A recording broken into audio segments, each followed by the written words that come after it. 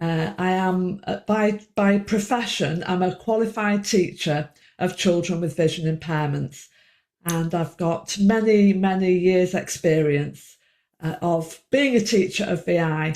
I live in between St Helens and Wigan in the northwest, and I've worked in the peripatetic support services in St Helens.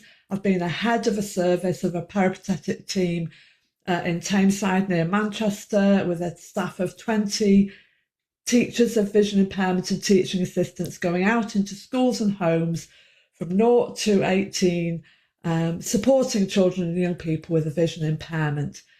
And then 18 years ago, I left my job as a head of service and I set up Positive Eye, which is my own micro business. And I deliver training primarily to teachers, not just teachers of vision impairment, but to mainstream teachers and to teachers who work in special schools. And I work right across the world. I've travelled internationally and delivered many trainings to probably now thousands of teachers over the years, and developed programs that are used extensively and widely across the UK and internationally. So I have done an awful lot in my time. So that's my background. So I've got a lot of experience, but I always profess never to know it all, because I don't think anybody ever knows it all. And I don't come at it like that in anything I do. So I'm very much about working through and thinking about it, but trying to offer practical approaches. So this session is part one of two. We're going to do part two. I think the next date is in May, or April or May. So it's a two-part webinar, really. So this session is about understanding our role in encouraging independence and what we mean by independence and how that matters to a child with a vision impairment, or matters to any child, and to just look at that, look at independence and what it means.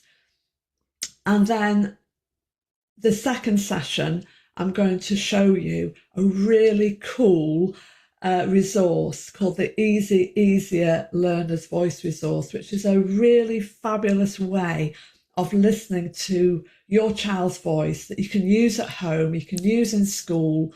And it really is so very simple and powerful in really putting the child at the heart of their support. And the child does need to be at the heart of their support when it comes to thinking about their independence.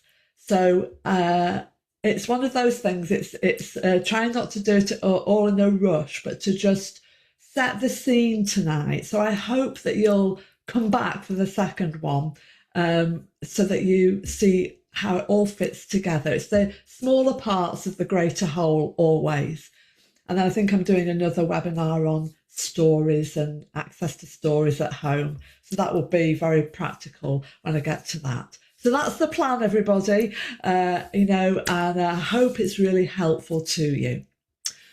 So what I also want to do within this session is think about the analogy of who's in the driving seat.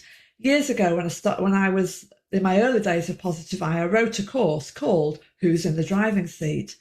Because who is in the driving seat? I don't mean actually in the car, driving the car. I'm using it as an analogy.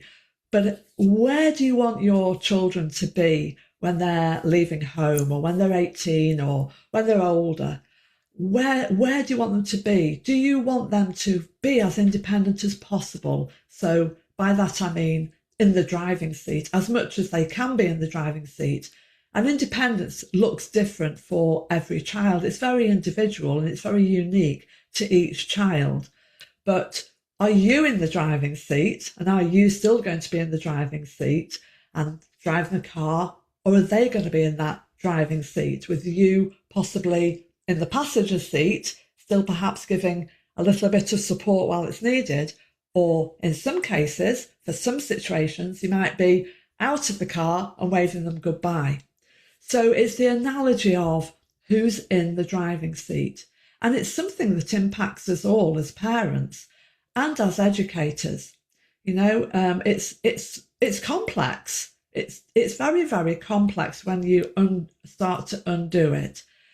I also want to share with you, as we travel through tonight, some principles and approaches from a programme I wrote called the Step Back Programme, which focuses on encouraging independence in children and young people with vision impairment and any other educational need.